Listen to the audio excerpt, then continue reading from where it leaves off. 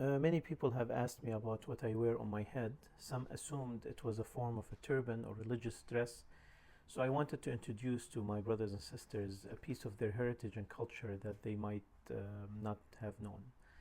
In 1921, King Faisal ibn al-Hussein, the leader of the Great Arab Revolt that started in 1916, the son of the Sharif of Mecca, Aman of the Hijaz, he set foot on the Iraqi soil in his Hijazi dress. His efforts at the peace conference had secured Arab self-governance in at least one part of the Arab state that has been carved up and occupied by the Mandate forces.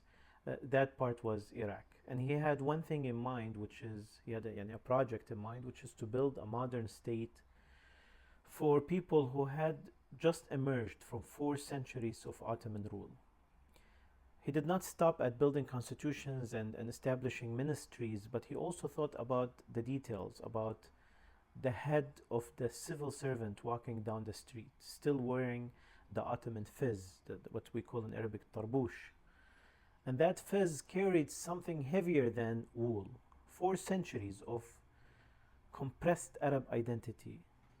It had memories of injustice, of inequality, of the slow contempt for the Arab individual. That was the situation during the Ottoman rule. Meanwhile, the lands under foreign mandate were mimicking the dress of their colonizers, usually. So that the British hat, as a symbol of progress, was worn by a lot of the areas of the British mandate. So King Faisal found that unacceptable. He believed that our civilization, our Arab and Islamic civilization, was rich enough that we need not imitate anyone. And so the Sidara was born, a piece of fabric shaped in a half arc, pointed slightly at the center, folded twice,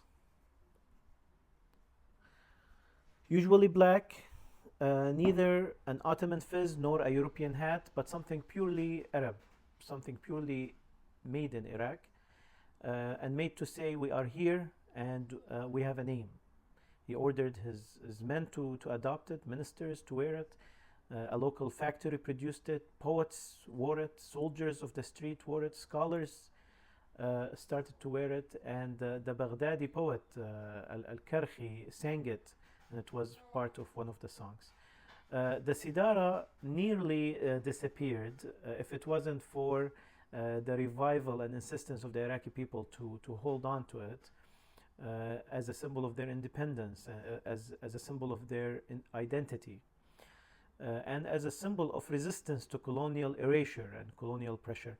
This is why we still see it today among young people, young Arab in the Arab worlds, especially in Iraq, at formal occasions like graduations, weddings, and it's worn with pride. Of course, head covering in general is a deeply rooted Arab tradition, but Sidara is more than a tradition. It is also a declaration of independence, a declaration of independence in the face of colonialism and the expression of our modern Arab identity. These symbols matter enormously in an era of identity erasure, in the time of genocide, in an era of ethnic cleansing, of apartheid, of Islamophobia, of systematic attacks on Arab and Islamic unity and identity and character. Thank you.